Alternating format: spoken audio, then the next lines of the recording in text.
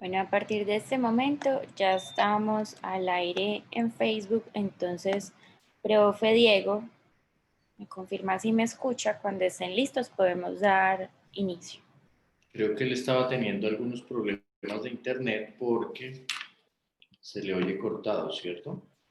Es que no sé, no estoy segura si es el internet del profe o es el mío que también ha estado como un poquito inestable.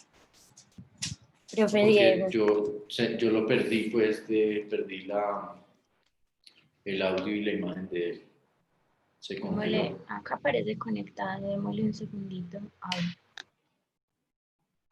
A todas las personas que se han ido conectando a la charla, muchas gracias por acompañarnos hoy. Vamos a esperar unos minuticos para dar inicio a la conferencia. Profe Diego. Inicio. Bueno, es que lo perdimos, profe, un segundito.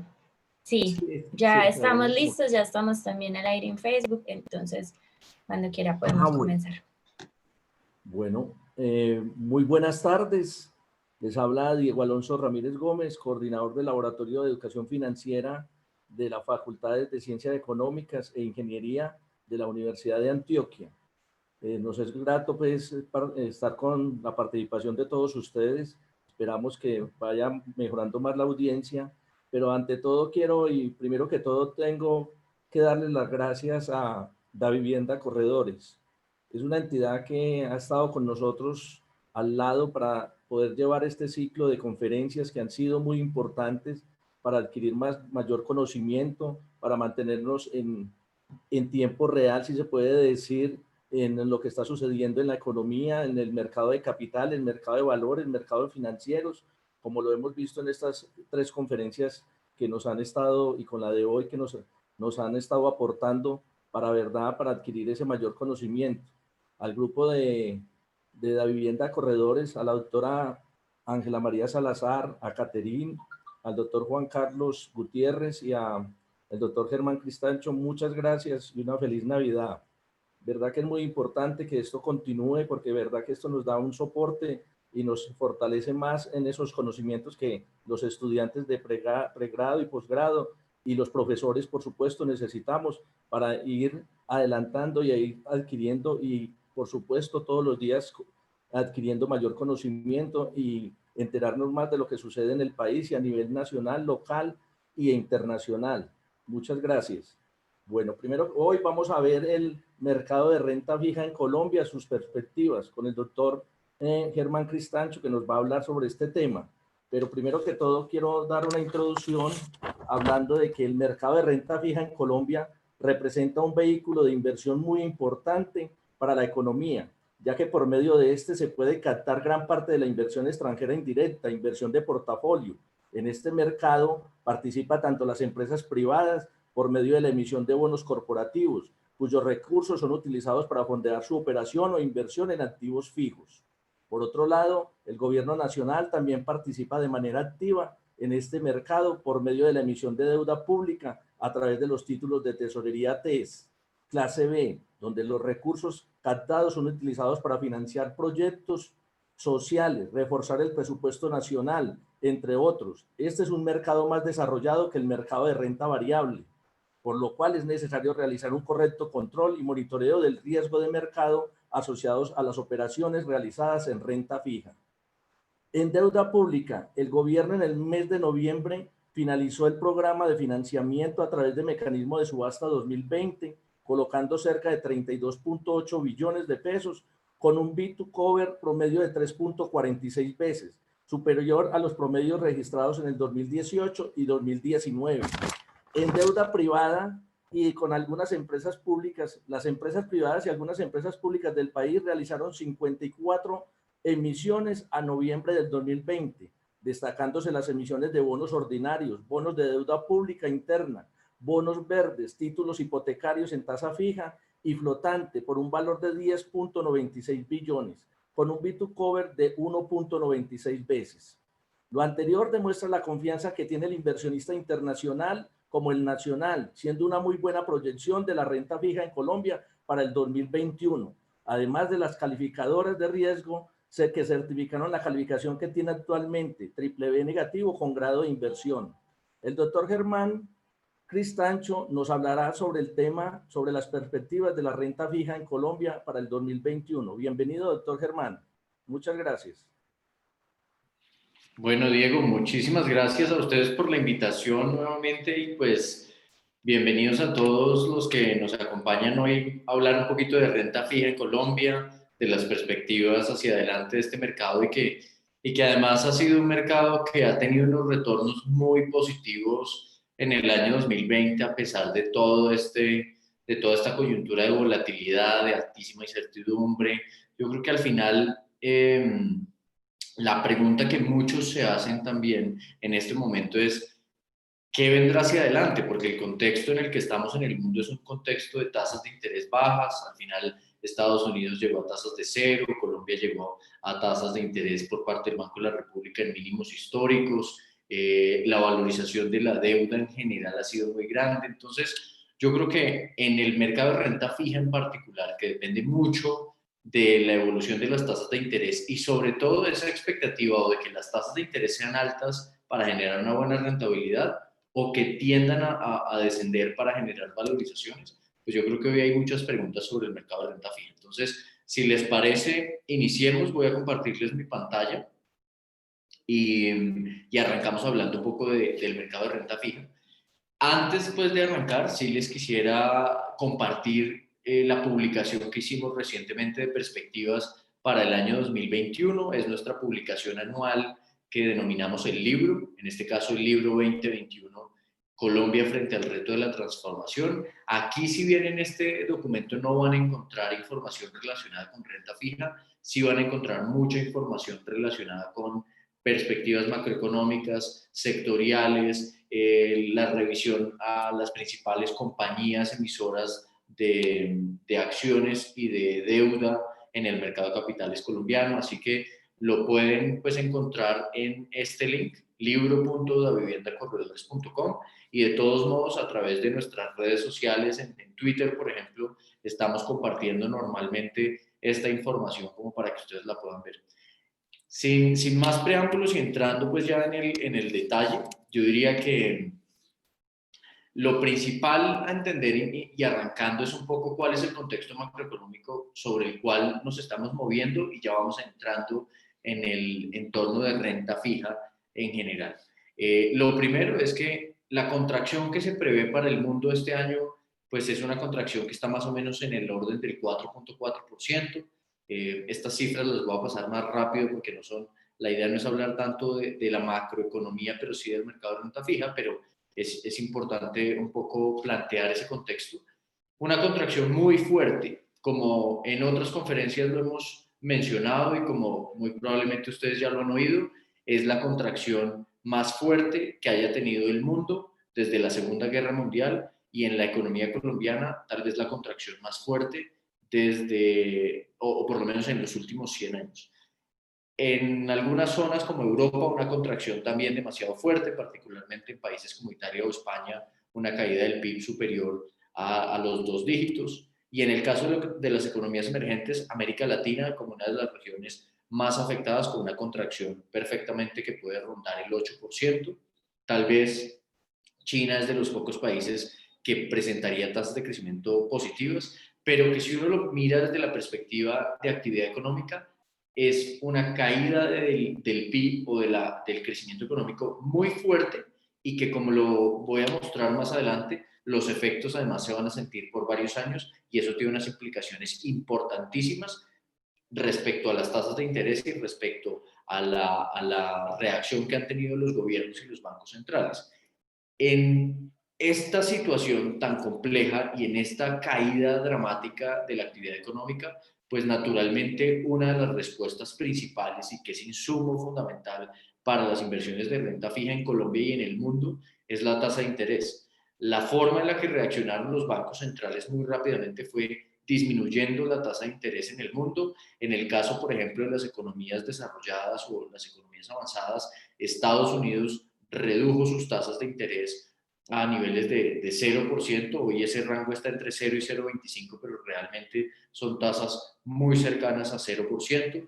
Y lo que se sigue viendo y que se ha visto incluso en Europa desde el año 2014 o desde el año 2011 inclusive, es que las tasas siguen estando en niveles cercanos a 0% o incluso por debajo de 0%. Incluso este año en Europa las tasas volvieron a recortarse de menos 0,40 a menos 0,50. Entonces, aquí hay otro contexto bien importante y es que a nivel de economías desarrolladas, para hacerle frente a esta crisis, las tasas de interés en el mundo bajaron drásticamente y hoy están fluctuando entre cero y negativo en las economías avanzadas. Y en las economías emergentes, la reacción al final fue muy parecida, fue disminuir las tasas de interés muy fuertemente y estamos en niveles mínimos históricos de tasa de interés en la mayoría de los países emergentes. En el caso, por ejemplo, de Perú, las tasas están en 0,25%, en Chile las tasas están en 0,50%, en Colombia las tasas llegaron a 1,75% y allí pensamos que se van a mantener durante un tiempo, pero ese 1,75% es el mínimo de tasa de interés histórica que ha tenido el Banco de la República. En Brasil, por ejemplo, Brasil es una economía que en la región estaba acostumbrada a tener tasas más cercanas al 10%, incluso fluctuando alrededor del 7, 8%, en algunos momentos hacia el año 2015-16, Brasil tuvo tasas de interés de 14, 14,25%. Hoy Brasil tiene una tasa de referencia de 2%. Así que las tasas de interés en general en el mundo, tanto en economías emergentes como en economías avanzadas, bajaron muy rápidamente en esta crisis. Y aquí es donde, por eso estas preguntas vamos a resolverlas al final, pero aquí es donde uno se plantea esto y es, ok, las tasas de interés están en mínimos históricos, entonces, ¿cuál es el panorama para la renta fija en el año 2021 o hacia adelante? Porque pareciera muy retador y también pareciera que el espacio para recortar tasas de interés en el mundo se acabó. Los bancos centrales de la región han estado en pausa ya recientemente. Brasil ha estado en pausa en su tasa de interés de 2% desde agosto. Colombia ya lleva estabilidad durante 2 reuniones consecutivas. En el caso de Chile y de Perú también hemos visto estabilidad. Si ustedes se dan cuenta, en la mayoría de los países, salvo en México, lo que hemos visto es que ya las tasas de interés o las decisiones de política monetaria es de intentar mantener las tasas inalteradas. En el caso de México, las tasas vienen bajando un poco más, están en 4,25. Puede que allí haya algo de espacio adicional para bajar tasas de interés. Eso para los inversionistas internacionales es importante porque normalmente los inversionistas de renta fija están persiguiendo esos momentos en los que se cree que las tasas de interés pueden bajar más. La lógica al final es: yo me invierto a tasas del 4,25, si ese mercado se pone a tasas del 2%, por poner un ejemplo, yo voy a poder vender mis inversiones a un mejor precio o de alguna otra forma, por lo menos lo que sí hice fue asegurarme unas tasas de rentabilidad más altas. Pero el contexto en reacción al COVID y a esta coyuntura fue bajar muy fuertemente las tasas de interés. Lo otro que ocurrió es que los bancos centrales de economías emergentes implementaron planes que anteriormente no se habían implementado. Por ejemplo, en Colombia nunca antes el Banco de la República había autorizado comprar títulos de deuda corporativa. Y si uno ve, por ejemplo, en las acciones de los bancos centrales de economías emergentes, y estos son datos del Fondo Monetario, en una muestra de 50 bancos centrales emergentes, cerca del 92% de los bancos recortó sus tasas de interés. Cerca del 58% de los bancos centrales hizo intervenciones cambiarias, cerca del 52% cambió el nivel de encaje requerido de reservas requeridas para los bancos comerciales, cerca del 44% hizo operaciones de liquidez o lo que se conoce como operaciones repo a plazo y a unos plazos incluso mayores de lo que normalmente se venía haciendo. El 34% implementó programas de compra de bonos públicos. El Banco Central salió a comprar bonos emitidos por los gobiernos para tratar de mantener las tasas de interés bajas y eso favoreció al mercado de deuda pública y al mercado de renta fija a nivel de los mercados emergentes. Y tan solo el 8% implementó programas de compras de títulos corporativos y, como les digo, Colombia, el Banco Central de Colombia está en ese 8%. En esa franja verde que se ve ahí que es América Latina y el Caribe, principalmente están Colombia y Chile, los dos países bancos centrales que salieron a comprar deuda corporativa. Lo otro que ocurrió en toda esta coyuntura es que, sin duda, la irrigación de liquidez y el acceso a una liquidez mucho más barata no solo se dio por parte de los bancos centrales, sino que los gobiernos al final han hecho un esfuerzo grandísimo. Aquí hay algo que es bien importante entender y es, por un lado, que los gobiernos de economías avanzadas han tenido la capacidad de aumentar un poco más su deuda, de aumentar un poco más sus déficits, por muchas razones. Primero, porque tienen una moneda de reserva, gozan de una mayor credibilidad por parte de inversionistas internacionales. Y segundo, porque a las tasas a las que se están financiando son tasas prácticamente de cero o son tasas negativas. Así que los incrementales de deuda que adquieren no tienen un costo significativamente tan alto como lo hubiesen tenido hace unos años atrás. Así que hoy ese estímulo que requiere la economía por parte de gasto gubernamental lo están haciendo estos gobiernos y lo están financiando esos países con tasas históricamente bajas y, como lo digo, incluso a tasas de 0%. Hay emisiones en euros de gobiernos que se siguen haciendo, emisiones primarias recientemente, que se siguen haciendo a tasas negativas, incluso de países que estuvieron en problemas serios hace unos 8 años o 9 años, países como Grecia, por ejemplo, hoy se pueden estar financiando a tasas de cero o incluso negativo en euros. Así que eso muestra que la capacidad de endeudamiento y de respuesta fiscal de las economías avanzadas es muy alta.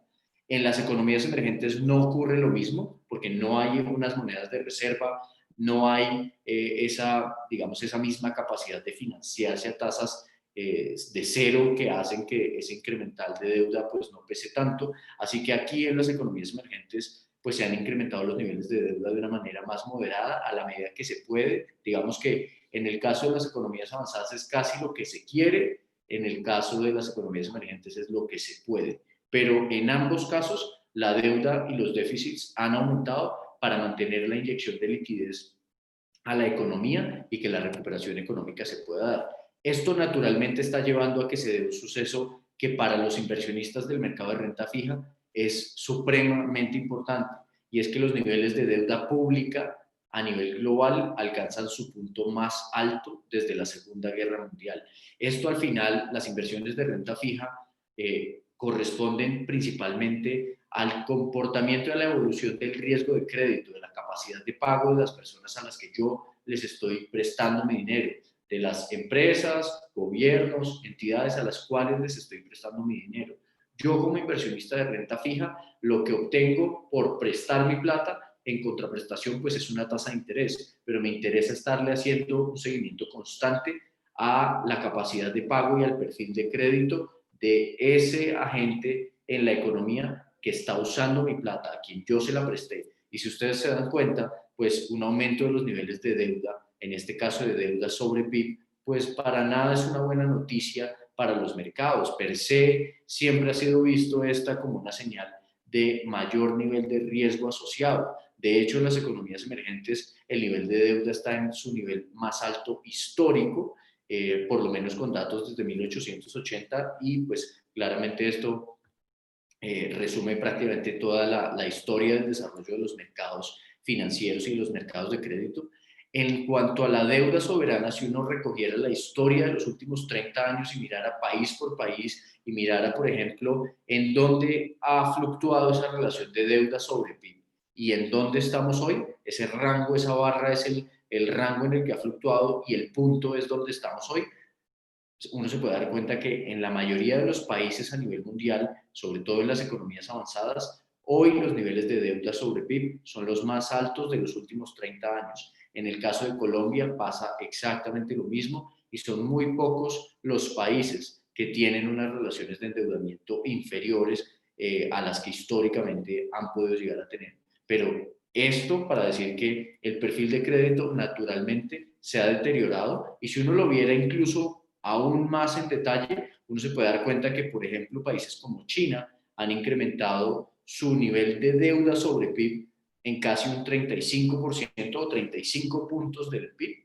y ese incremento ha estado muy explicado, o más bien, ha estado muy repartido entre el sector real, hogares, gobierno y sector financiero. En el caso de países como Colombia, principalmente ha sido deuda de gobierno la que ha llevado a ese incremento, pero si ustedes se dan cuenta, son muchos los países emergentes que han incrementado su deuda en cerca de 15, 20 o 25 puntos del PIB. La diferencia en esta coyuntura, y que creo que en alguna charla anterior yo lo destacaba, pero en una situación de crisis y de afectación económica como esta, lo que normalmente hubiese ocurrido es que los capitales se hubiesen escondido y acceder a financiación hubiese sido no solo más complicado, sino más costoso.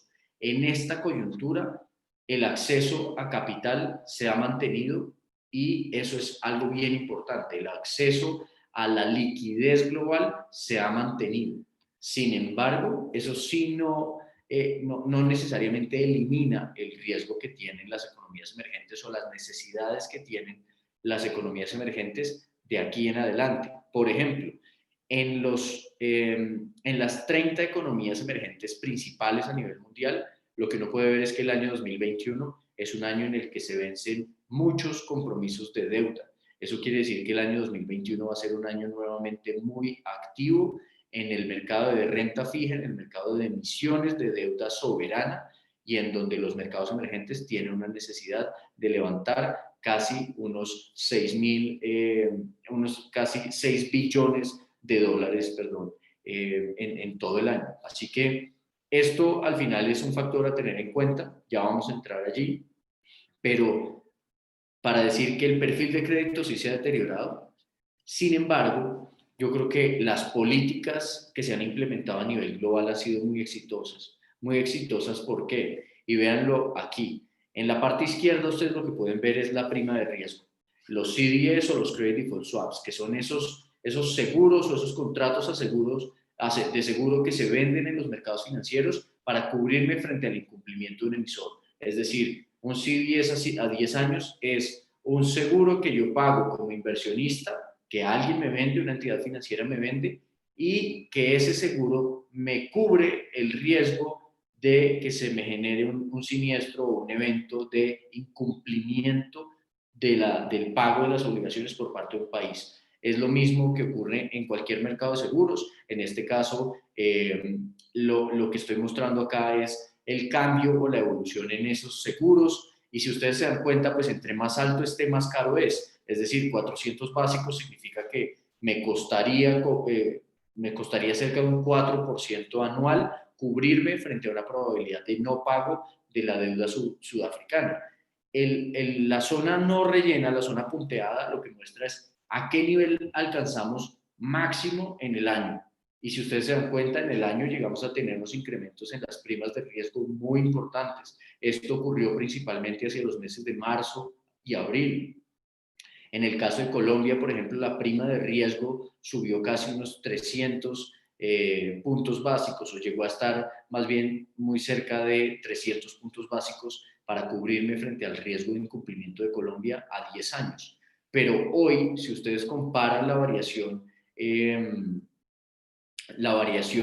que tenemos en el año, de alguna otra forma, la variación año corrido, esas variaciones son muy cercanas a cero. Es decir, a pesar de un entorno en el que hay más deuda, en el que el perfil de crédito y perfil de pago se deterioró, la prima de riesgo o la percepción de riesgo de los inversionistas no se ha incrementado sustancialmente y de hecho se moderó. Aquí es donde fue clave las políticas implementadas por los gobiernos y por los bancos centrales que llevaron a que efectivamente ese capital siguiera fluyendo y que en la medida en que el capital está muy barato y las tasas de interés en el mundo están muy cercanas a cero, los inversionistas están dispuestos a seguir financiando a los gobiernos, a las empresas, en general a los emisores de los mercados de renta fija. En el caso de los bonos o las tasas a las que se financian los gobiernos, lo que uno se puede dar cuenta, por ejemplo, es que en algún momento en Colombia el bono colombiano a 10 años en moneda local, en pesos colombianos, llegó a incrementarse más de 250 puntos básicos. El costo de la deuda colombiana se aumentó cerca de 250 puntos básicos. Hoy, si uno compara hoy frente al inicio del año, el costo de la deuda colombiana se ha disminuido en cerca de 50 puntos básicos y en países como México en cerca de 90 puntos básicos. Entonces, no solo la prima de riesgo hoy está prácticamente igual a los niveles prepandemia, sino que la tasa a la que nos financiamos es levemente inferior a lo que teníamos prepandemia. Eso, sin duda, es un efecto exitosísimo de la política económica, que crea unos desbalances y que crea una toma de riesgo muy fuerte que se está dando en el mundo y una búsqueda por retornos muy fuerte que tiene otros efectos distintos en los mercados financieros años adelante. Ya vamos a hablar de eso, pero hasta el momento, en una coyuntura de crisis, en lo que no podía faltar, en la que no podía faltar el acceso al capital, se logró el objetivo y fue no solo abaratar el costo de financiación, sino permitir que las primas de riesgo se controlaran. ¿Eso qué significó? Que los inversionistas que ponen plata en la renta fija mundial y en la renta fija colombiana no solo tuvieron buenas tasas de rentabilidad, no tuvieron desvalorizaciones en sus inversiones, sino que por el contrario tuvieron retornos incluso de 2 dígitos y retornos muy positivos. Este es nuestro monitor, por ejemplo, de renta fija en Colombia, en donde monitoreamos cuál es la rentabilidad de la deuda pública, tanto en VR como en tasa fija en pesos de largo plazo, de mediano plazo, de corto plazo. Monitoreamos deuda corporativa colombiana en IPC del sector financiero, en IPC de corto, de mediano y de largo plazo, en tasa fija. Si ustedes se dan cuenta, estos colores están ordenados de mayor a menor, el que mejor rendimiento ha tenido y el que peor rendimiento ha tenido. Este verde que está acá son acciones locales, acciones colombianas, ese no entra en el espectro de la renta fija, pero si ustedes se dan cuenta, en promedio en la mitad de la tabla, la rentabilidad de este año de las inversiones en renta fija Colombia han estado muy cercanas al 9 e incluso 10%. Y quien invirtió en títulos de tasa fija o denominados en tasa fija ha tenido rentabilidades cercanas al 14%. Incluso si uno ve títulos de tasa fija o en tasa fija del sector real y financiero de corto plazo, su rentabilidad ha sido cercana al 11.6%. Realmente el balance de rentabilidad del año es muy positivo y muy positivo incluso si uno lo compara contra años anteriores. El año 2017, por ejemplo, fue un año bueno para la renta fija y aún así no llegamos a tener rentabilidades del 14% como fue este año. En el largo plazo, y en el largo plazo nosotros tenemos datos desde el año 2013 aproximadamente, la renta fija colombiana ha tenido muy buenas tasas de retorno, pero en promedio no llegamos a esas tasas del 10% que se vieron este año y tampoco a rentabilidades del 14% como lo hemos visto este año. Entonces, en conclusión, hasta el momento, lo que sí puedo decir es que los inversionistas de renta fija han tenido un muy buen desempeño en sus inversiones. Los mercados de renta fija, entre comillas, han estado de fiesta, aún cuando los niveles de riesgo sí es claro que se han incrementado. En el caso de la deuda pública colombiana, por ejemplo, la renta fija colombiana, la deuda pública y los TES en Colombia, ustedes pueden ver aquí algo que nosotros calculamos en la vivienda corredores, que es la descomposición del retorno. ¿Qué significa eso? Es cada título de deuda pública, mayo del 2022, títulos que se vencen en julio del 2024, títulos de septiembre del 2030 y así sucesivamente. ¿Cuál ha sido su retorno en el año corrido? Que es este diamante verde que ustedes ven acá. En tasas efectivas anuales, quien haya invertido en deuda pública y no en marzo, no en abril, desde el inicio del año, es decir, quien atravesó incluso el periodo de crisis entre marzo y abril y no necesariamente tenía que haber comprado en los niveles más baratos de la renta fija, sencillamente invirtió desde el inicio del año y se aguantó el periodo de alta volatilidad, ha tenido rentabilidades de 2 dígitos y rentabilidades cercanas al 12 y 13%. Si uno hubiese invertido en los meses de abril o finales de marzo, tal vez las rentabilidades serían el doble o el triple de esto, ¿sí? Pero lo que sí quiero decir aquí es que el retorno en general de los títulos de deuda pública ha sido bastante positivo y esta zona que nosotros marcamos aquí roja es el retorno producto de la valorización de los títulos. y realmente si ustedes se dan cuenta, la rentabilidad de la renta fija en Colombia o el retorno de la renta fija en Colombia ha estado explicado casi que un 50-50, 50% por valorización y 50% por causación de intereses o por generación de rentabilidad vía la tasa de interés inmersa pues, en los títulos de deuda pública. Esto pues naturalmente muestra una valorización generalizada, pero aquí también voy a empezar a hablar de algo que es una característica que está presentando el mercado de renta fija en este momento, y es que la renta fija se ha valorizado, eso es cierto. Las tasas de interés del Banco de la República pasaron del 4,25 a 1,75% y eso favoreció la valorización. Pero si ustedes lo ven, hablando referencia por referencia, no ha sido un descenso similar o proporcional, sino que las referencias o los títulos de más corto plazo y de mediano plazo son los que más caída han tenido en sus tasas, y los títulos de más largo plazo, aunque han descendido, no ha sido tanto así. ¿Eso qué significa? Que la tasa de rentabilidad o la curva de rendimientos en Colombia está algo invertida, algo empinada, ya les voy a mostrar eso, pero básicamente lo que quiere decir es que un título de largo plazo no ha caído tanto en su tasa como si lo ha hecho un título de corto plazo.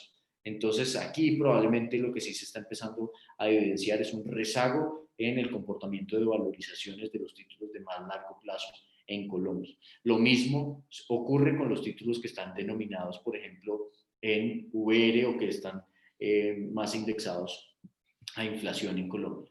Por el lado de la deuda corporativa colombiana, pues yo diría que este va a ser perfectamente uno de los años récord de levantamiento de capital en Colombia para los emisores del mercado de capitales, y estoy hablando, como les digo, de emisiones de deuda corporativa en Colombia.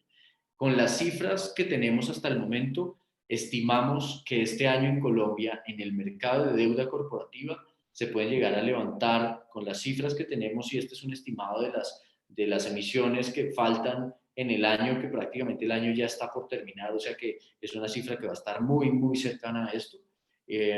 Pensamos que el año va a terminar con una cifra de 12.5 billones de pesos levantados en el mercado de capitales a través de deuda. Si ustedes ven en los últimos 15 años, realmente estos 12.5 billones de pesos perfectamente es la tercera cifra o el cuarto monto más alto de levantamiento de capital que hayamos visto. Eso también lleva a reflejar un poco ese acceso a capital que hemos tenido en el año. Naturalmente, lo que hemos tenido con los descensos en las tasas de interés del Banco de la República y con ese buen comportamiento de la renta fija a nivel global, pues es que las tasas a las que se financian hoy los emisores en Colombia son bajitas, pero acá está la mirada de ambos, del emisor, de la empresa que necesita conseguir recursos. Es un muy buen momento para contratar esa deuda y ojalá a largo plazo, porque las tasas están bajas. Pero desde el punto de vista del inversionista, hoy las tasas de inversión son muy bajas o relativamente muy bajas frente a los últimos años o frente a la historia. Tal vez lo que uno sí logra darse cuenta es que vean cómo la tasa de un título a un año, a 2 años o a 3 años, es decir, títulos que se vencen dentro de 3 años, ha bajado muy fuertemente esa tasa.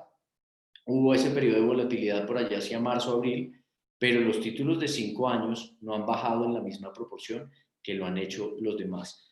¿Qué significa eso también? Que los inversionistas, de todos modos, por lo menos en Colombia, sí perciben ese mayor riesgo.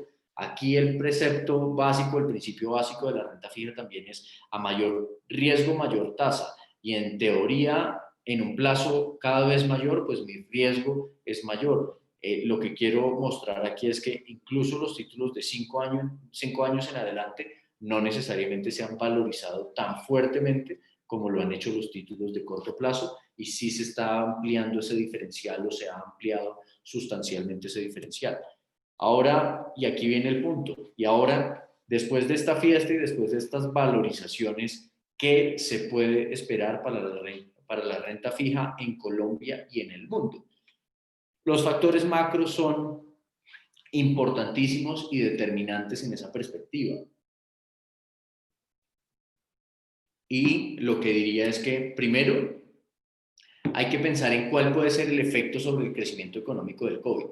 Si ustedes ven aquí, lo que hay es un cálculo que hizo el Fondo Monetario Internacional, y este cálculo lo que muestra es, frente a la capacidad de crecimiento de las economías, frente al crecimiento potencial de cada uno de los países, qué tan lejos van a estar o vamos a estar en los próximos años. Y si ustedes se dan cuenta, todos los diferenciales se estiman negativos. Quiere decir que aún en el año 2022 y 2023, las economías a nivel mundial todavía no estarán creciendo a su crecimiento potencial. ¿Por qué? Porque vienen de un choque económico muy fuerte que ha generado un impacto bastante negativo en el empleo, en destrucción de empresas y en una cantidad de cifras, por ejemplo, de inversión que redundan en el crecimiento futuro y que en este caso lo que están mostrando es que la recuperación de la economía va a tardar unos años. Eso desde el punto de vista de tasas de interés, ¿qué significa? Significa, por ejemplo, que en Estados Unidos la Reserva Federal y los miembros de la Reserva Federal consideran que las tasas de interés no van a subir antes del año 2023. Ojo, estamos en 2020, sería 2021, 2022 y 2023 con tasas de interés cercanas a cero en Estados Unidos. En el caso de los inversionistas o de los agentes de mercado, cuando se les pregunta por esta expectativa, la misma encuesta que realiza la Reserva Federal a los prime dealers en Estados Unidos muestra que la expectativa es que las tasas no suban antes del 2024.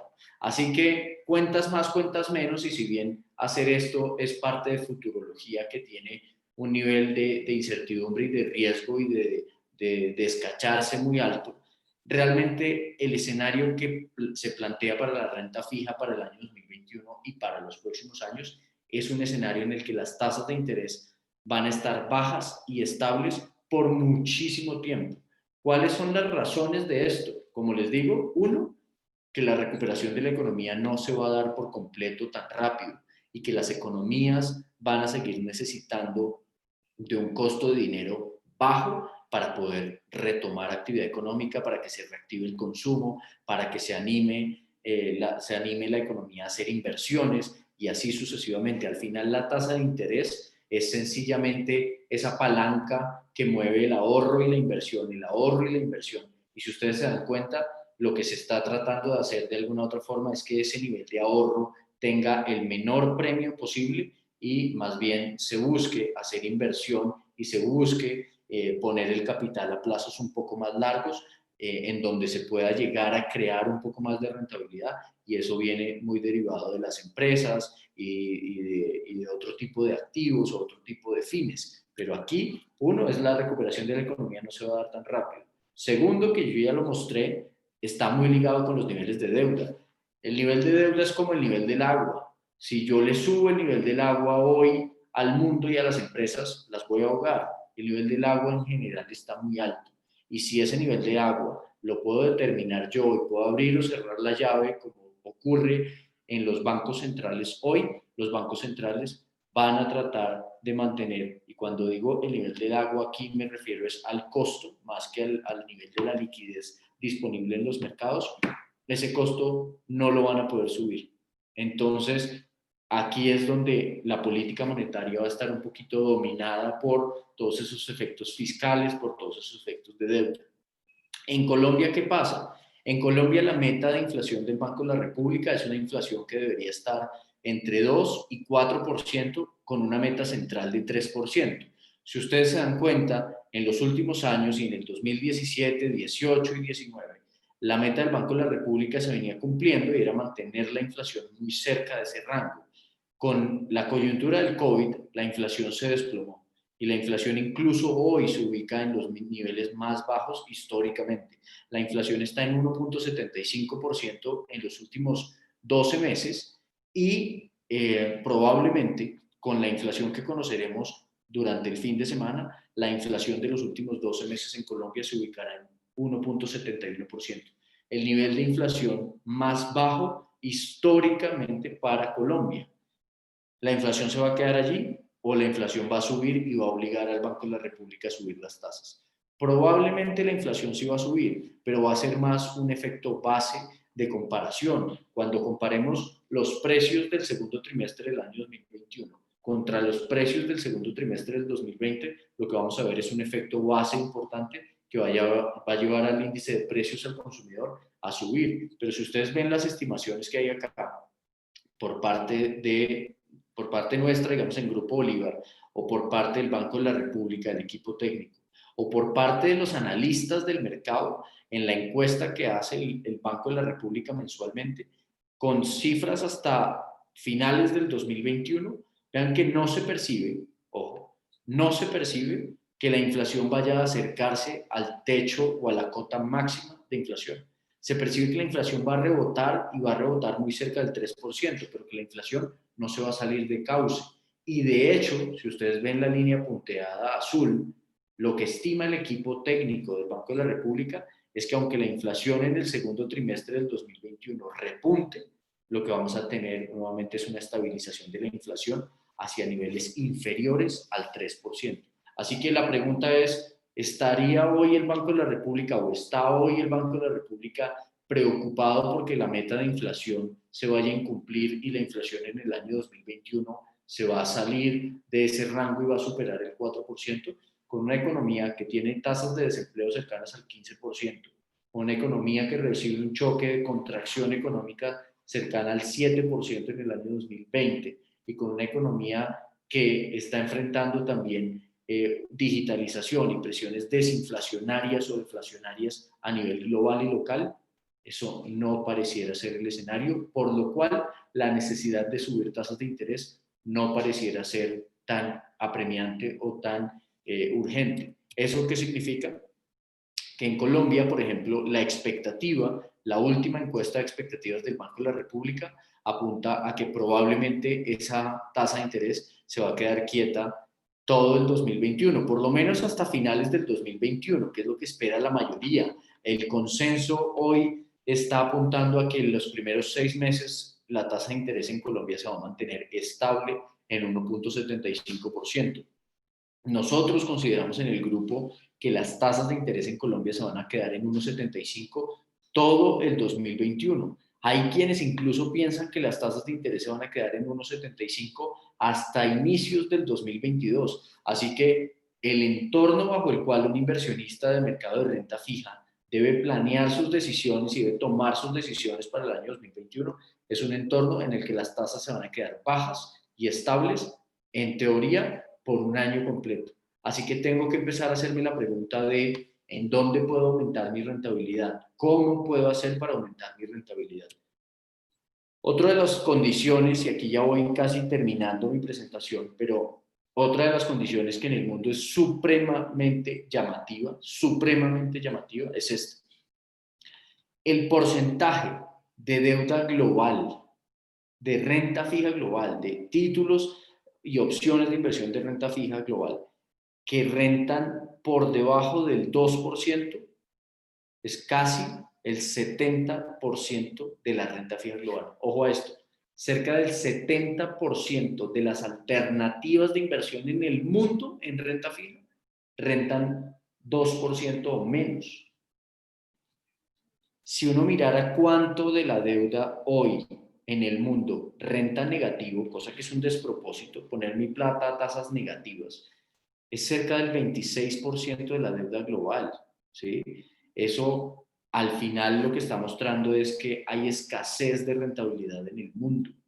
Hay una escasez impresionante de rentabilidad en el mundo.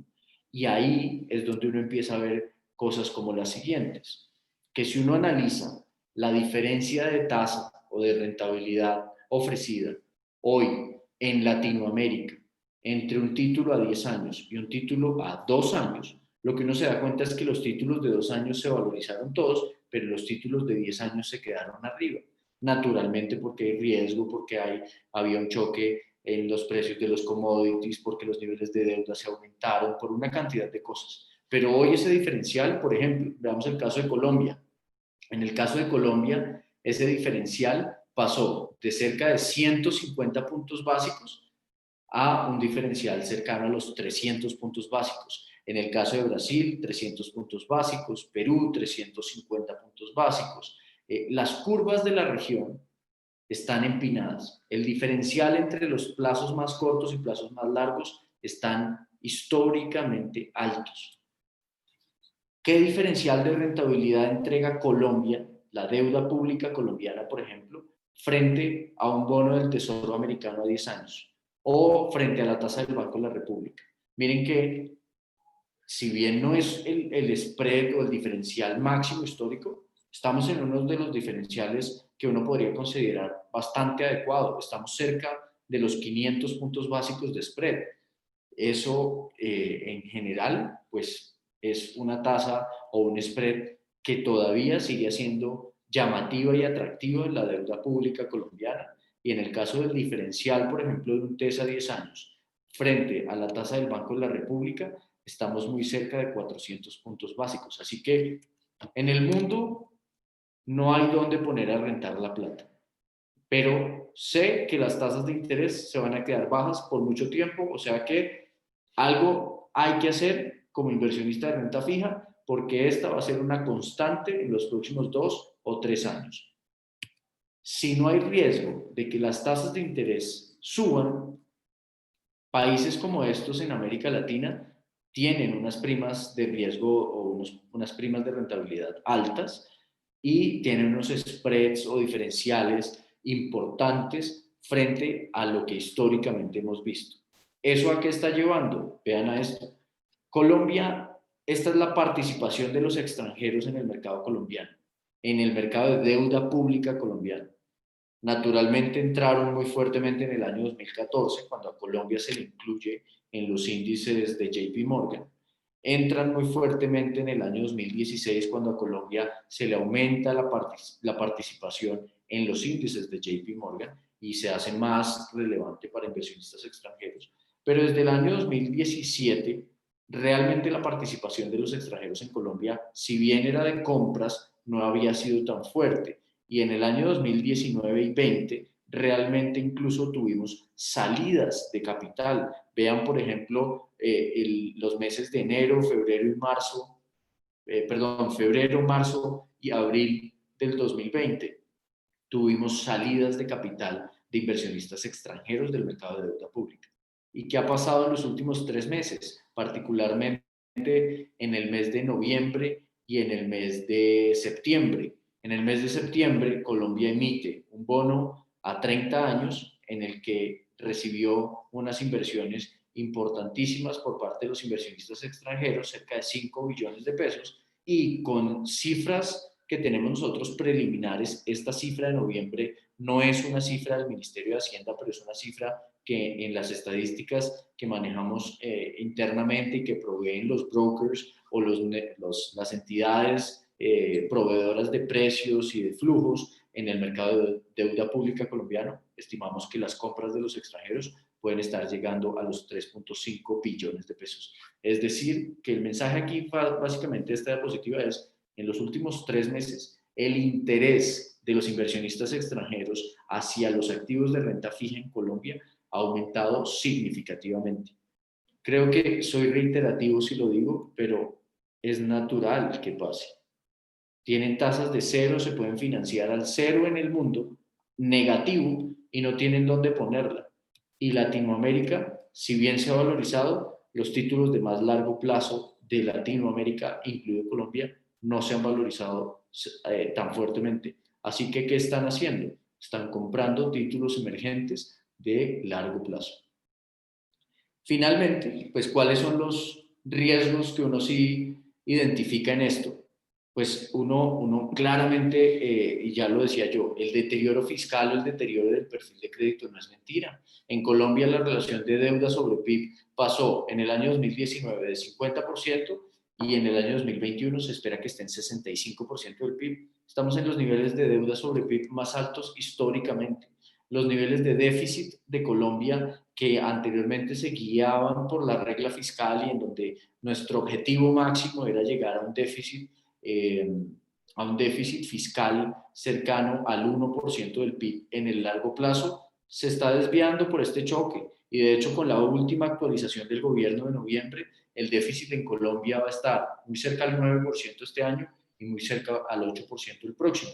Volver a esa senda que planteaba la regla fiscal en los próximos años va a ser dificilísimo. La regla fiscal se suspendió durante los años 2020 y 2021 y a partir del año 2022 se debería retomar esa práctica de credibilidad de senda de ajuste fiscal, pero llegar a esos niveles de ajuste va a ser difícil. De ahí que se hable de la necesidad de hacer una reforma fiscal durante el año 2021 para reducir gastos y aumentar ingresos. De ahí que las calificadoras de riesgo, si bien mantuvieron la calificación de Colombia en grado de inversión, nos mantengan en perspectiva negativa. Así que el año 2021 de todos modos plantea sus riesgos. Vean que en el caso de las calificadoras de riesgo se ve que esos niveles de déficit fiscal pueden incluso ser más fuertes, cercanos al 9-10% este año y cercanos al 7-8% el próximo año.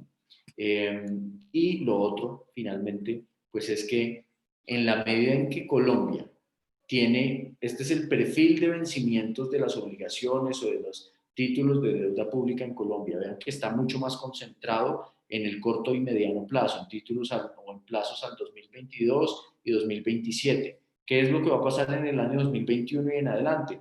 Pues que en un entorno de tasas bajas, el gobierno va a querer extender y extender y extender el plazo de la deuda pública colombiana y eso va a significar que va a haber más oferta de títulos en el largo plazo o en los plazos más largos y eso puede ser una limitante para que las valorizaciones se den.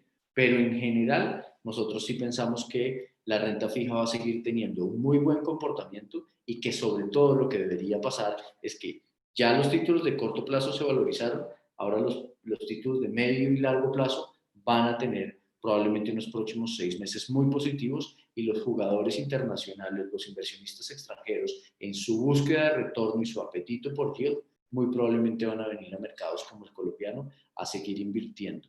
En la deuda corporativa no vemos un año 2021 tan activo en emisiones o por lo menos no hay tantas necesidades de financiamiento, pero sí existen para el año 2022. Esto quiero decirlo para terminar y es porque yo les mostraba que las economías emergentes tienen un año 2021 difícil, en donde les toca pagar o tienen unos compromisos importantes. Llega la cuota de la tarjeta de crédito y llega una cuota alta.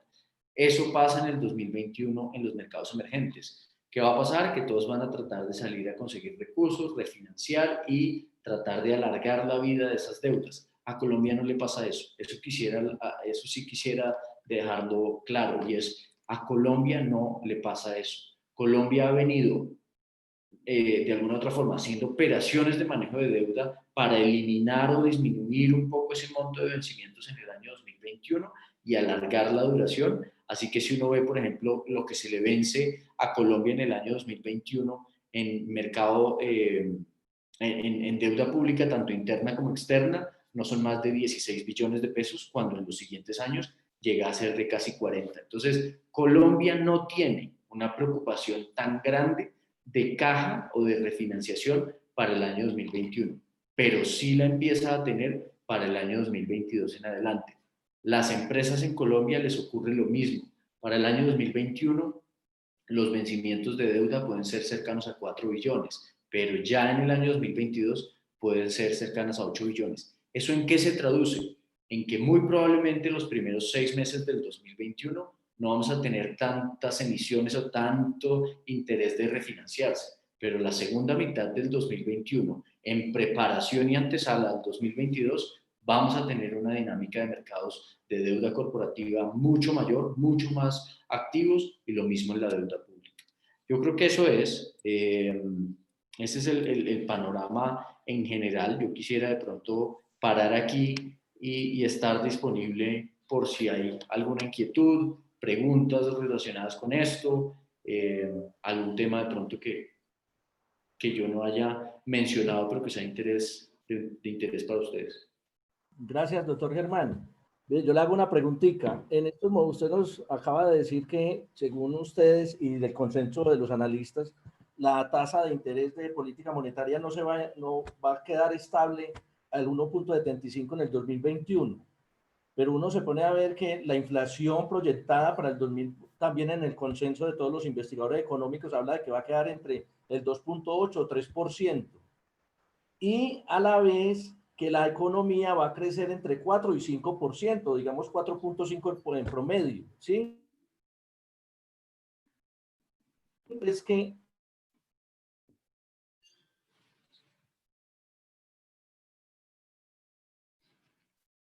Creo que se le cortó un poco el audio a Diego, no lo... Profe Diego, trate de pronto de ubicarse más cerquita al módem para ver si mejora la conexión.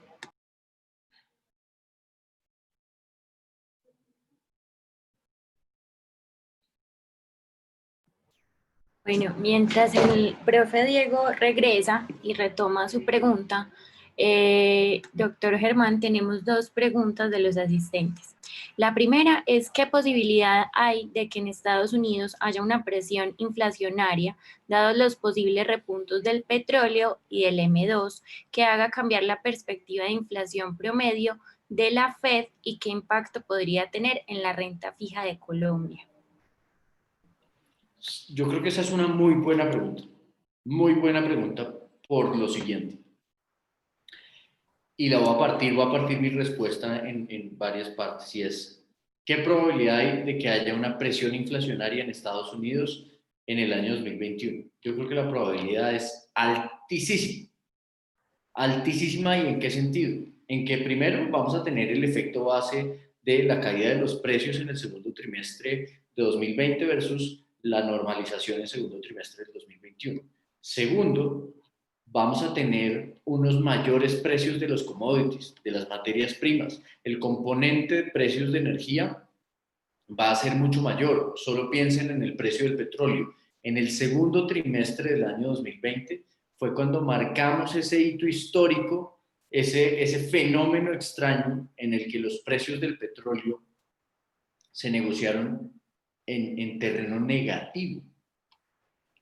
Hoy los precios del petróleo, en referencia a Brent, pueden estar mucho más cercanos a los 47, 48 dólares, se están acercando a los 50 dólares. Así que si uno parte de la base de que los precios del petróleo fluctúen más cerca de 45 o 50, en el segundo trimestre del 2021 estaremos hablando de una comparación de precios de 50 versus precios muy, muy bajos por debajo de 20 dólares.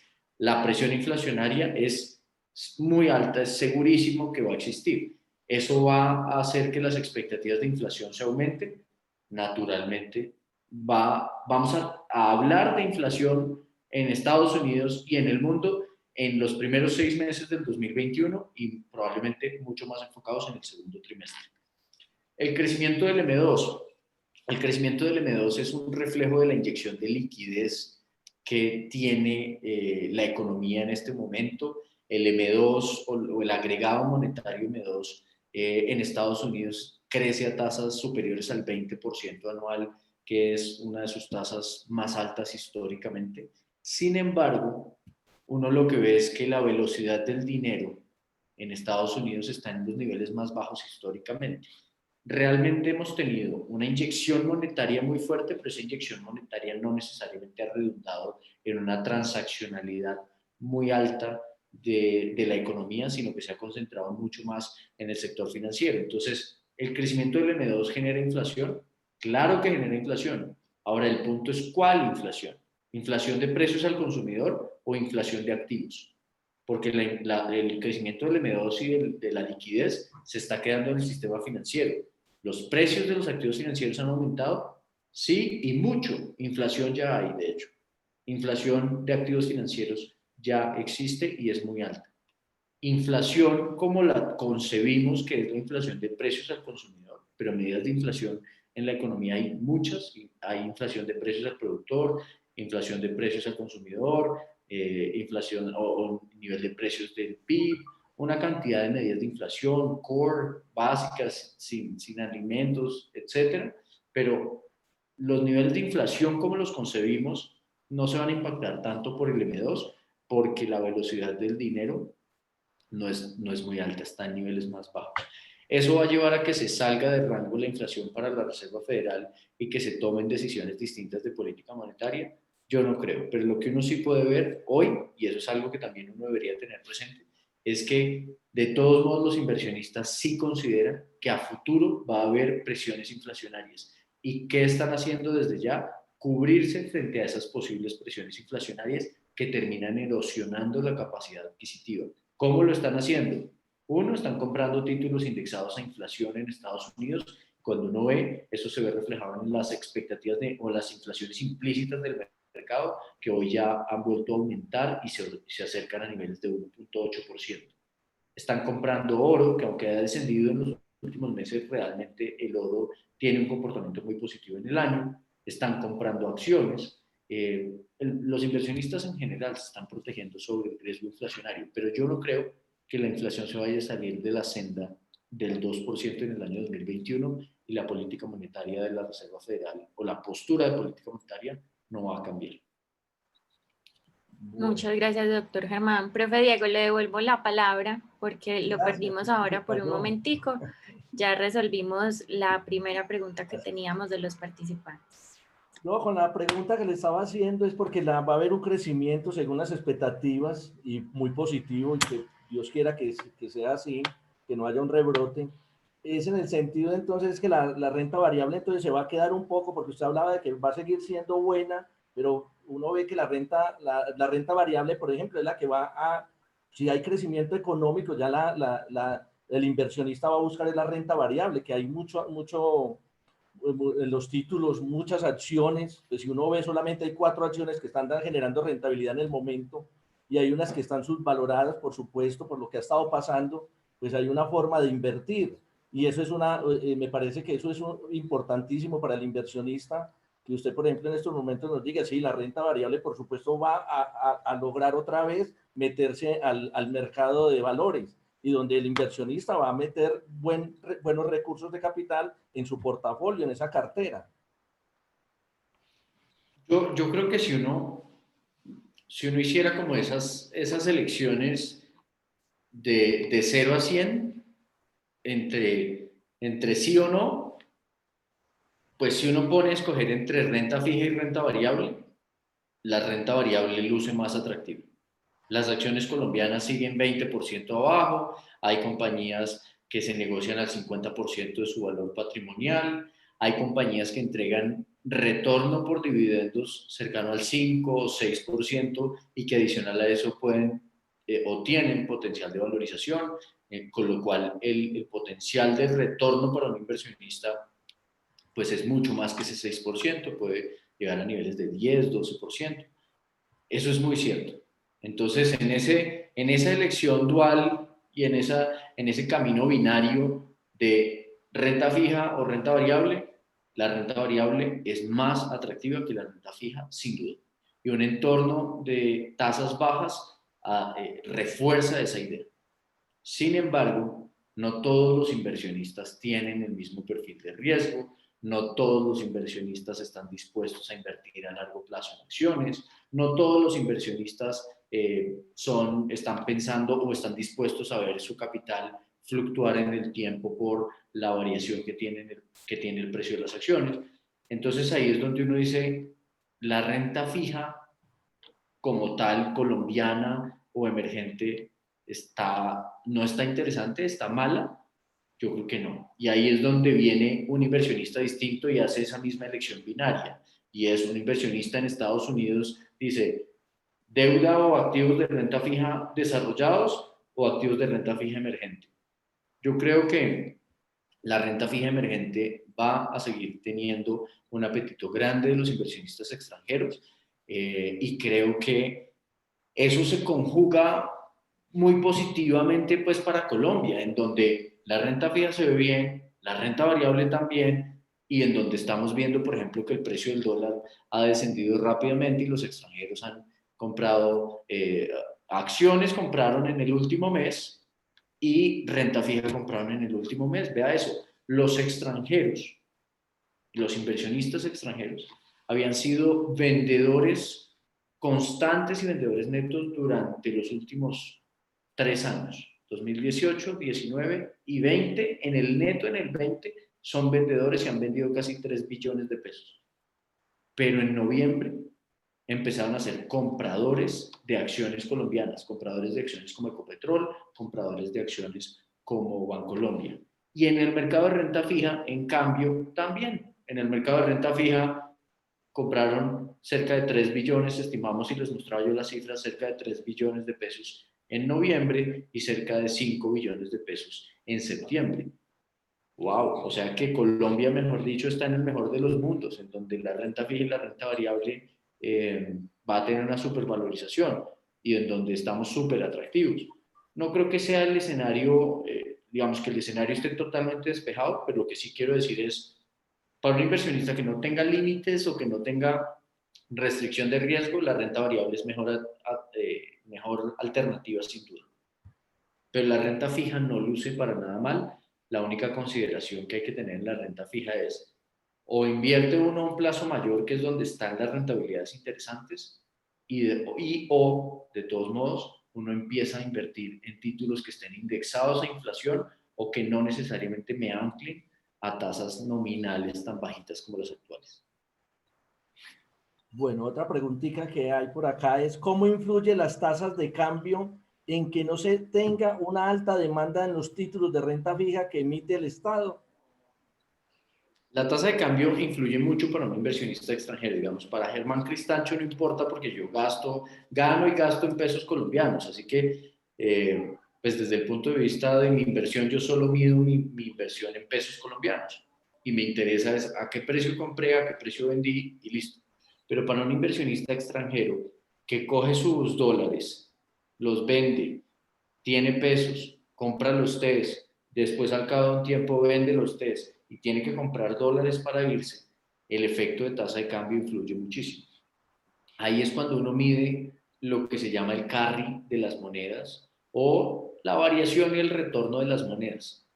En el caso de las monedas emergentes ha sido negativo y lleva siendo negativo desde el año 2000, ¿qué será esto? Tal vez 2014.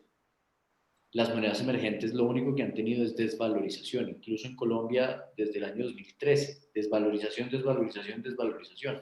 Entonces eso significa dos cosas, o que los inversionistas extranjeros entraban a Colombia y cubrían el riesgo de tasa de cambio, lo cual les disminuye naturalmente su rentabilidad, o pues no entraban a Colombia porque lo que se estaba dando era desvalorizaciones y desvalorizaciones y desvalorizaciones y que si uno mira la devaluación de la moneda es mucho mayor que el retorno que me entrega el título. Un título me renta 6 o 7% y la moneda se me devalúa 10 o 15%.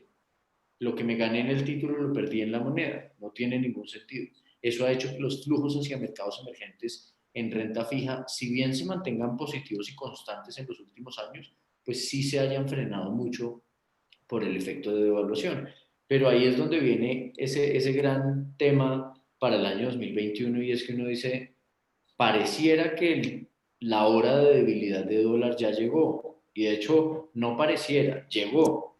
Si uno ve el dólar a nivel internacional, el dólar se ha debilitado frente al euro, la libra, el yen en los últimos, ¿qué será? En todo el año. En todo el año el dólar se ha debilitado. Frente a las economías emergentes no lo había hecho, pero ya lo empezó a hacer mucho más fuertemente frente al yuan, por ejemplo, al yuan chino, y frente a monedas latinoamericanas o emergentes en general, lo empezó a hacer durante el último mes. Entonces, yo creo que eso está haciendo que el factor de tasa de cambio incluso ahora se convierta en algo que podría llegar a ser favorable para los inversionistas, porque ahora el punto es, las monedas emergentes llevan 7 u 8 años perdiendo valor, pero ya llegaron a unos niveles tan baratos relativamente en términos de tasa de cambio, que hacia adelante puede que mi rentabilidad no venga solo explicada por la rentabilidad que yo tengo en el título, sino también por una posible apreciación de la moneda. Entonces yo creo que si bien esa fue la principal limitante en los últimos años, puede que se convierta en una de las principales ventajas para que a los inversionistas internacionales les parezca interesante venir a Colombia. Bueno, Usted ahora nos comentó de que los emergentes deberían de pagar en el año entrante 6 billones de dólares, pero hace 15 días ya Colombia empezó a hacer rollover con algunos títulos TES del 2021-2023. Todavía le faltan más, tiene que hacer más, hay más deuda que hay que pagar ahorita en el 2021, porque es que ya empezó hace 15 días. Con el Ministerio de Hacienda pues hicieron para dejar al 2027 y 2028, me parece que trasladaron la deuda. Hasta con Sí, unas tasas muy, muy lo que han venido atractivas. haciendo efectivamente son unas operaciones de manejo de deuda. Naturalmente es como, pues como si yo sencillamente tuviera un crédito, me voy a inventar un crédito hipotecario al 10% y hoy los créditos hipotecarios los están colocando al 9 o al 8. Pues lo que hago es vender mi cartera. En el caso de la deuda pública, pues no están vendiendo la cartera, pero lo que sí hacen es contratar un crédito para pagar el otro. Y en este caso lo que hacen es prepagar de corto plazo y emitir títulos a más largo plazo a una tasa muy cómoda, perdón, tasas mínimas o tasas bajas históricamente. Y lo otro, pues está muy relacionado con la presión de caja.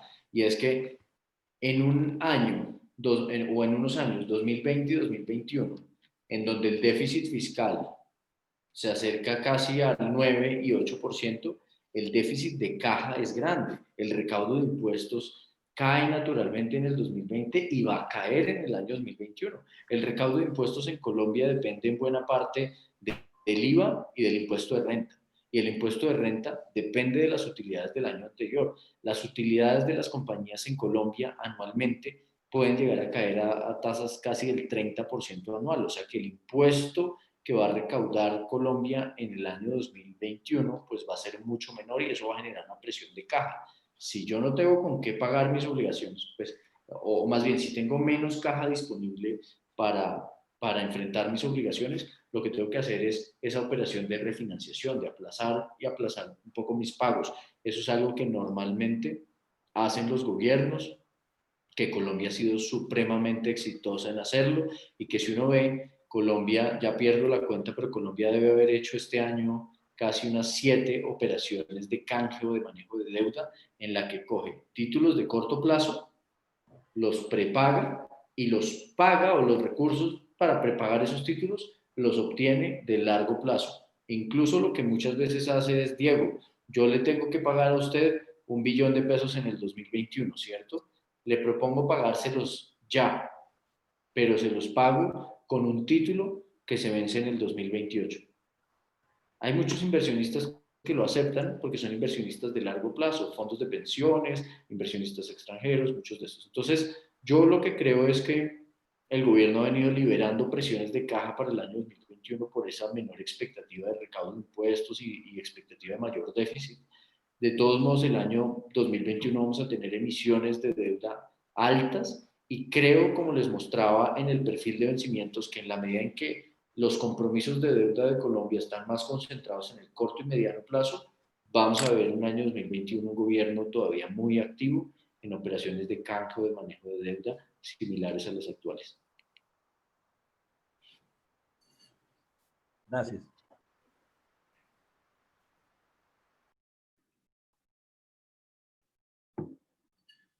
Bueno, Creo que parece se le volvió a ir el profe, sí, que el el profe audio a Diego.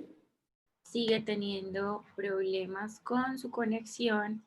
Bueno, doctor Germán, por parte de los asistentes no tenemos más preguntas. No sé de pronto si tiene algo que anotar como para ir cerrando mientras de pronto llega el profe Diego otra vez. Sí, no, pues yo de pronto retomaría un poco lo que mencionaba y es solo por dejar de pronto claros los mensajes que mencionaba durante la presentación y es que es cierto que la renta fija ha tenido un muy buen año. El efecto de bajas tasas de interés o de reducción en las tasas de interés y aumento de la liquidez sin duda ha favorecido eso y hemos tenido rentabilidades que superan a las tasas históricas. Pero nosotros pensamos que en la medida en que hay una escasez gigante de retornos o de rentabilidades a nivel global, los mercados emergentes lucen muy atractivos para el año 2021 y particularmente en Colombia los títulos de mediano y largo plazo, sobre todo los de largo plazo, muy probablemente van a tener valorizaciones adicionales porque son los títulos que muestran cierto rezago.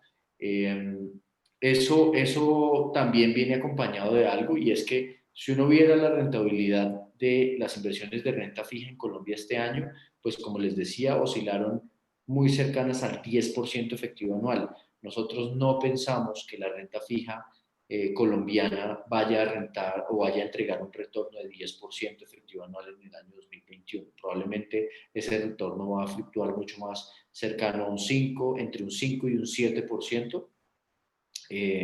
Que no es malo para inversiones de renta fija, pero que cuando uno analiza ese 5 o 7%, por eso es que ahí salta sobre la mesa inversiones de acciones o de renta variable que muestran unos retornos atractivos. Lo otro es que el panorama no está 100% despejado. Naturalmente, los niveles de deuda y la capacidad de pago sí se ha deteriorado, por lo cual uno debe tratar de mantener ciertos activos líquidos, debe mantener diversificación y sobre todo debe también indexarse a la inflación o proteger su capital a eventuales o frente a eventuales subidas de la inflación, porque si bien no se prevén, pues ese tal vez sería uno de los mayores riesgos que podría afectar el resultado de mis inversiones si se llegase a dar en el año 2021. Bueno, pues la última pregunta es que, como usted sabe, una de las medidas que tomó el Banco de la República ahora, pues para darle más liquidez a las empresas, fue la compra de títulos de bonos ordinarios, pues AA, AAA, ¿cierto? ¿Usted cree que esto hasta esa medida, hasta cuándo el banco la tendrá o será una cosa que se va a quedar para siempre? Pues como es algo que le ha dado también muy buena liquidez a la economía y a las empresas para poder, pues, para poder tener, pues, ese flujo de caja, para poder a la vez cumplir con sus compromisos, porque eso es para que cumplan con los compromisos que tienen estas empresas y darles ese flujo de caja y otra cantidad de cosas que tienen. ¿Usted cree que esto se puede quedar o es algo que es también transitorio? La compra, Yo pensaría de todos modos que, o diría que uno debería entender estas medidas como lo siguiente. Yo decía que en los mercados emergentes, cerca del 8% de los bancos centrales de mercados emergentes, dentro de esa muestra, cerca del 8% implementaron planes de compras de títulos de deuda corporativa, y en donde principalmente fue América Latina y en donde principalmente fue Chile y Colombia. Y en el caso de Colombia, eso nunca antes se había hecho.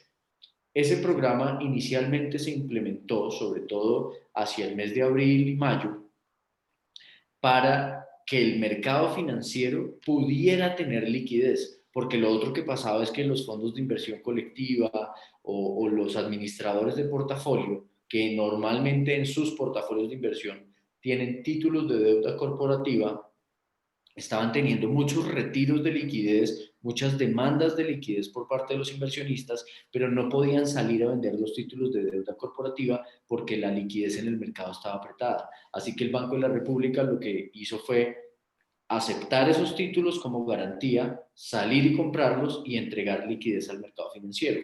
En su momento, el Banco de la República alcanzó a comprar casi unos 9 billones de pesos, pero la medida, más allá que fuera que el Banco de la República quisiera darle liquidez a las empresas del sector real, lo que quería era darle liquidez a las entidades del sector financiero que entregaban como contraprestación o como garantía los títulos de deuda corporativa.